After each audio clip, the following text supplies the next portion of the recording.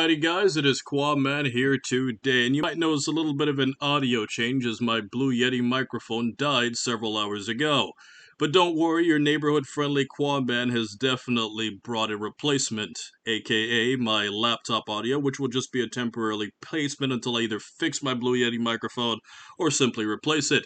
And in today's video, we are going to talk about something that I've always wanted to talk about, and it's something that I've talked to several different Dragon Ball creators about, something that I've talked to many Dragon Ball fans and even personal friends about, but I've never actually done it on YouTube, and now I will. And we are going to talk about accepting Dragon Ball Super for what it is. Now, a lot of Dragon Ball fans grew up in what we call the Toonami Boom generation, right? The generation where you go home, every day after school, and then you make sure that you hop in front of your TV just in time to watch the newest episode of Dragon Ball Z. Like living through those nostalgic memories is just a beautiful thing, and the fact that Dragon Ball Z and Dragon Ball is always constantly evolving, even though the series has been completed for so long, where there's always new dubs, there's always, new remasters, Blu-ray, everything. It's always constantly updating, even though the series is basically the same. And it's a wonderful thing.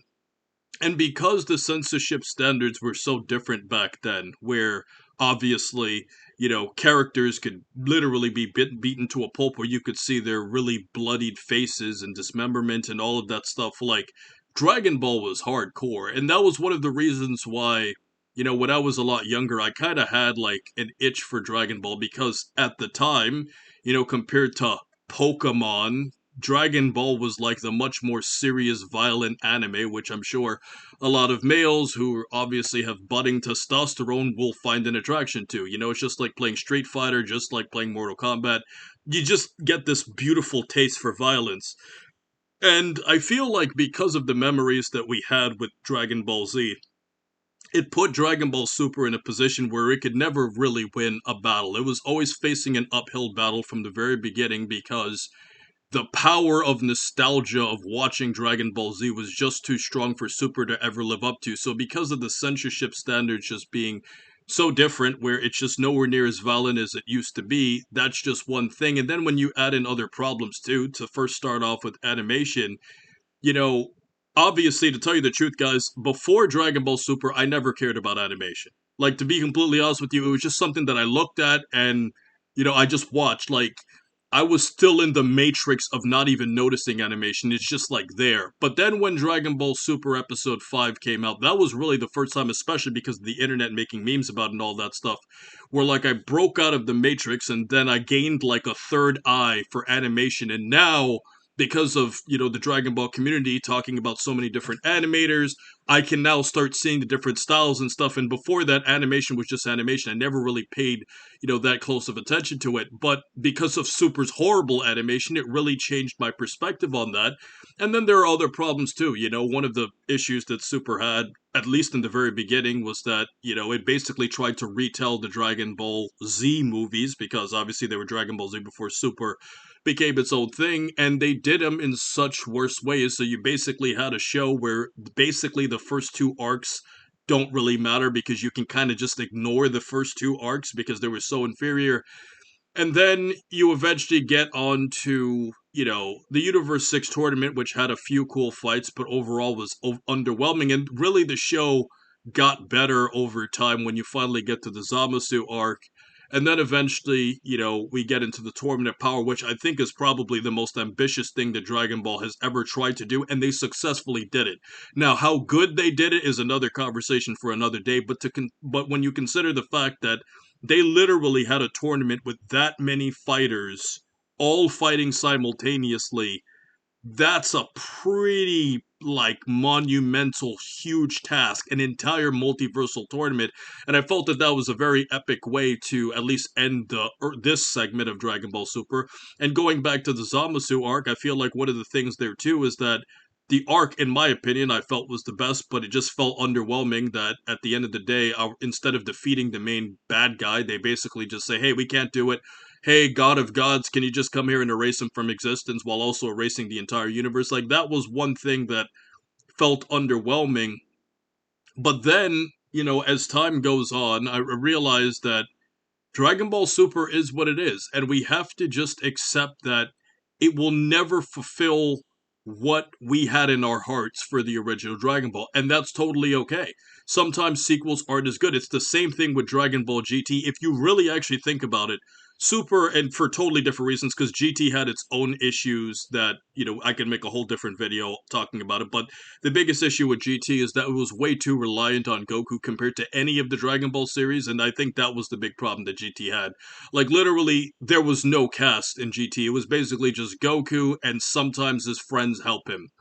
But basically, whereas in the other Dragon Ball series, yeah, that happens sometimes too, but I felt like the other characters had at least a more impactful plot. I mean, basically, besides Vegeta becoming a villain basically in GT because of Baby, there was really not much there. So let's not try to act like Dragon Ball Super is the only one to do this, but I will give Super credit in saying that when we finally get to the manga, I will say that the Moro arc is by far the best arc in Dragon Ball Super, and I'll do a whole different video talking about why I feel like that arc is the best arc in Super, because it's kind of hard to judge it. Because when you think about the Moro arc specifically, it's like, well, it's the best arc, but it's only in the manga. So if you're asking me what I think is the best arc in the anime, I would probably have to say the Zamasu arc.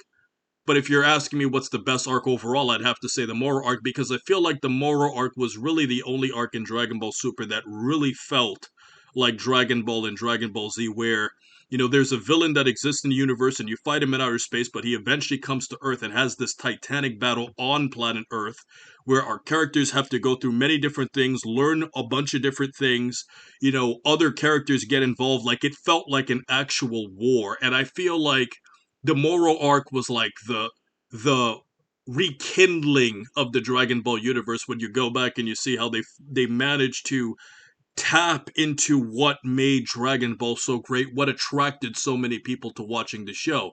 The testosterone pumping battles on planet Earth, where you feel the tension because if this guy wins, the entire planet's gone.